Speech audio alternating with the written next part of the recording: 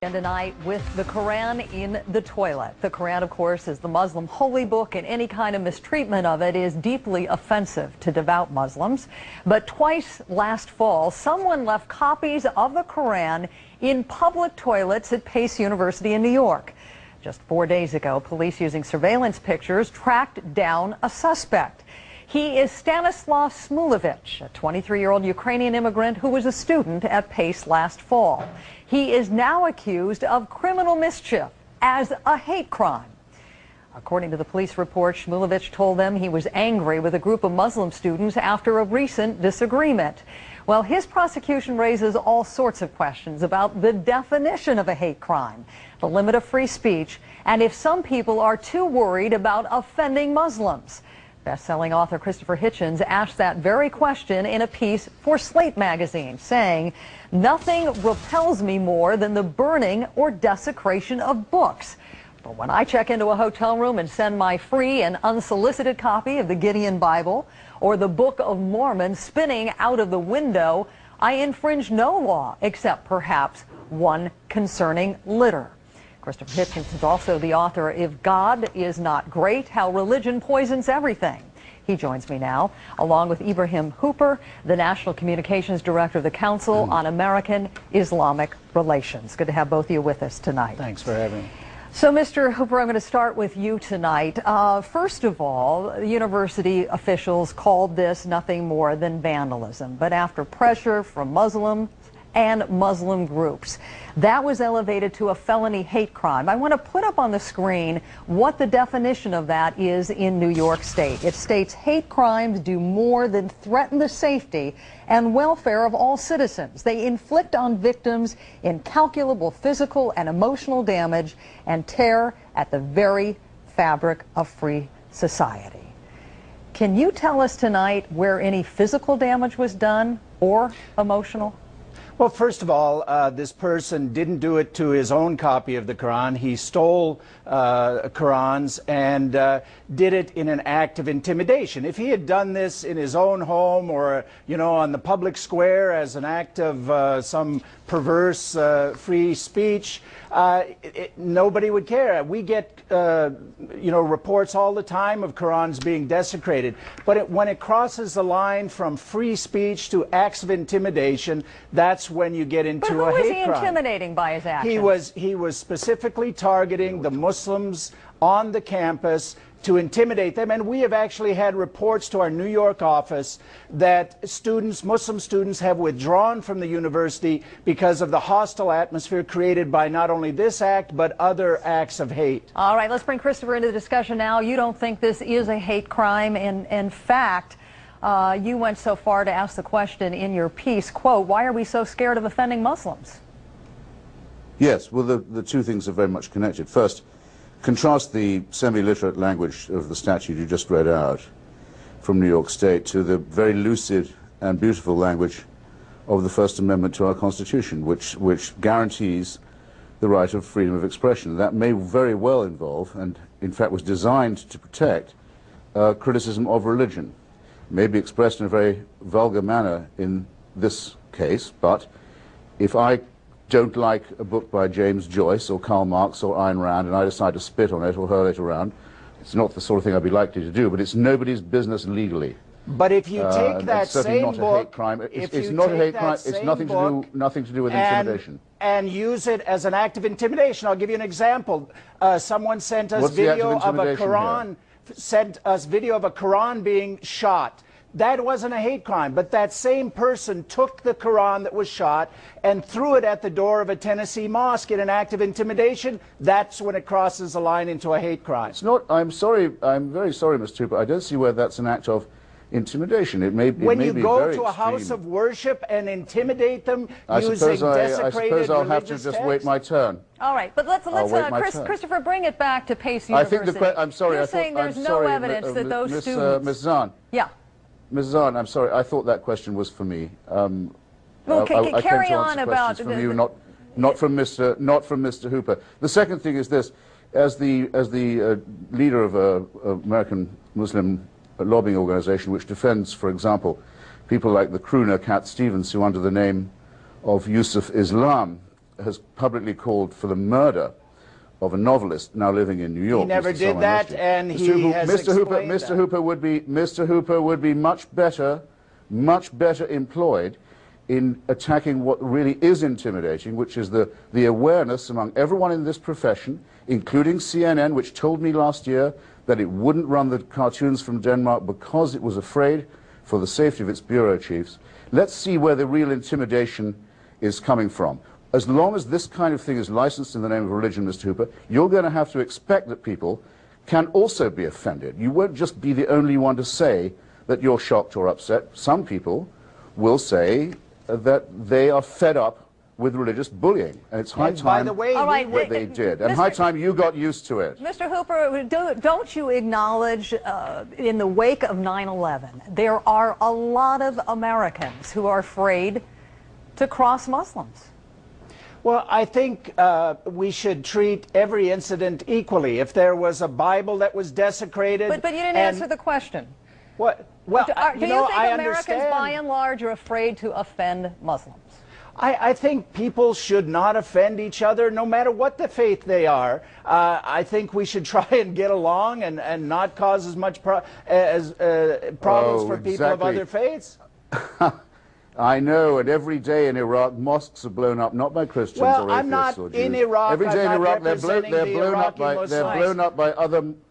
blown up by other Muslims, and your organization and we've issued doesn't countless condemnations of those kinds of acts. All right, gentlemen, I want you to stand by because I'm going to bring you back into another part of the discussion. Christopher Hitchens, Ibreham Hooper, please stay right there. I want you to hear what my next guest has to say and come back to you for more reaction. We're on the top of intolerance against Muslims.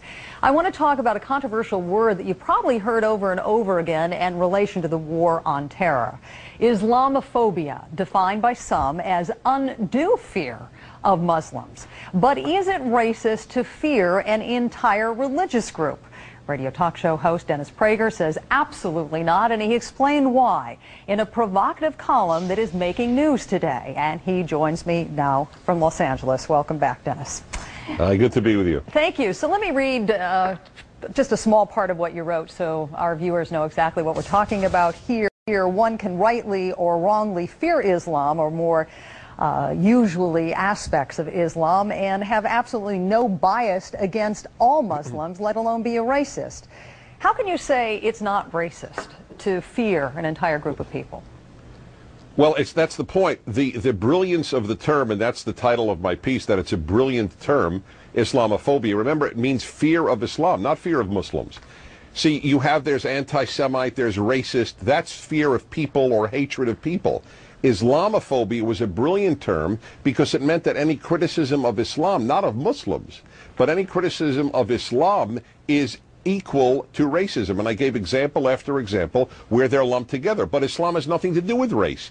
You might as well say that anybody who has fear of conservatism is a racist, or fear, conservatism phobia, or liberal phobia. Anyone who fears liberalism is a racist. Would you be offended? But nobody would say that. It's absurd. Would you be offended if someone used the word Jewophobia? Judaism phobia would be fear of Judaism, but they don't use that term. There are people who may not like Judaism. There are people who could say anything they want about Judaism. That's my religion. It's criticized. Christopher Hitchens criticized it in his book. I don't think he has an anti-Semitic bone in his body. But that's the whole point. But if you criticize Islam, you're considered to be a racist. But if you criticize Judaism, nobody thinks you're a racist. That's the point of the brilliance of the term. That's why one of the many reasons you can no longer criticize only one group. For example, to use the theme that you were using before, if you have a Quran in the toilet, which is disgusting, absolutely and reprehensible, that's all of a sudden a hate crime. But if you have a crucifix in a man's pee, piss Christ, that's at galleries and museums, and a man makes money on it. It gives you an idea, because there's no Christianity phobia, but there is Islamophobia. And so the word and the intimidation have been very effective in intimidating any equal reaction to the religions. If you believe this intimidation is for real, do you think it is succeeding in suppressing criticism of Islam? It's almost a rhetorical question that Christopher Hitchens mentioned earlier about CNN or any, and it's not. I'm not picking on CNN. It was true for Fox News or anybody else. Nobody showed the cartoons in the United States. I think the Philadelphia Inquirer might have been the one exception. That was one of the most newsworthy things. Yet no newspaper had a problem of showing the Virgin Mary surrounded by cow dung. It's a non-issue. Or for that matter, the crucifix and urine. Those are okay. Or Newsweek puts the Jewish Star with machine guns in it when it didn't like some Israeli policy. Nobody at Newsweek was afraid that Jews are going to blow up Newsweek, but people are afraid that they will be blown up by Muslims. Radical Muslims, Islamists, whatever term you wish to use, they're afraid they will be blown up by only one group of religious people on earth at this time. I want to bring Christopher Hitchens and Ibreham Hooper back into the discussion. Mr. Hooper, let me put up one more line from Dennis's column today where he writes, the term Islamophobia has one purpose: to suppress any criticism, legitimate or not, of Islam. Do you buy that? No. Mr. Prager sets up a false premise and then tries to defend it. First of all, that the use of the term is an attempt to suppress criticism. No one's saying you can't criticize any faith, discuss things openly, be critical of certain beliefs. But what we're talking about is hatred of Islam and Muslims. And we don't, again, the second part of his false premise is that we call it racist. Islam is an ideology. It's not a race. You can be a bigot. Maybe we should discuss whether Mr. Prager believes in anti-Muslim bigotry. But I mean, we get on a daily basis things like kill Mecca monkeys, Islamo-Nazi ragheads. A message on a website supporting Mr. Prager's column said Muslims are Al-Qaeda and Al-Qaeda are Muslim. Let's be done with it and kill them all. Is he now ready to repudiate Robert Spencer and Jihad Watch, one of his top supporters? Dennis Prager, a quick answer to that, and I got to get Christopher into this conversation. Jihad Watch is one of the most honorable websites that I know of monitoring jihad in the world today. No, nobody says do you kill all defend that Muslims. kind of Who language, says kill all Dennis? Muslims? What do you think? It's despicable. Of course not. All I mean, it's absurd. Christopher, fear isn't exactly the same thing as hate. Christopher, isn't it possible to fear Islam or some aspects of it and be free of hate and not be a bigot? Well, phobia, I think, as well as meaning fear, does imply dislike, and I dislike Islam as I dislike all religion. I'm just astounded there by the turn the discussion has taken. Every day, all the time, we have to hear propaganda pumped out of radio stations across the Muslim world, telling children to kill Jews, telling children to kill Hindus, telling children to kill Christians, telling them that their sisters and mothers and aunts are inferior, telling them that homosexuals should be stoned. We have to read and claim not to be offended about the stoning of 10 people in the Islamic Republic of Iran in the last week alone for crimes that they did not commit. There would not be crimes except under the mad religious laws that Islam proposes. Mr. Hooper has to get used to this idea. Some of us find that offensive too, but we don't demand that he be shut down or be prosecuted. We put up with his self-pity. We put up with his rantings and his distortions because we believe in the First Amendment. All we ask in return is that he upholds. All we demand in return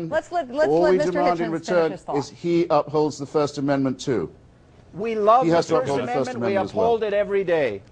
And the First Amendment also protects free expression of religion, and when you engage in acts of intimidation against a religious group, that goes against the First Amendment. Dennis Prager, you get the last word tonight. You haven't read, you have neither read nor understood the First Amendment, sir. Mr. Hooper said that he welcomes criticism of Islam. Can one say that women, as a rule, are treated better in the Western world than the Islamic world? Is one who says that, is that person an Islamophobe? No, yes or no? we discuss that issue every day. So one can say that. So one can say that and not be accused. Again, you set up a false premise. We discuss that kind of issue all the time. I asked that. And by the way, the website that Mr. Prager is defending, the website that Mr. Prager is defending says that we should make the life of Muslims in the West so difficult they will leave.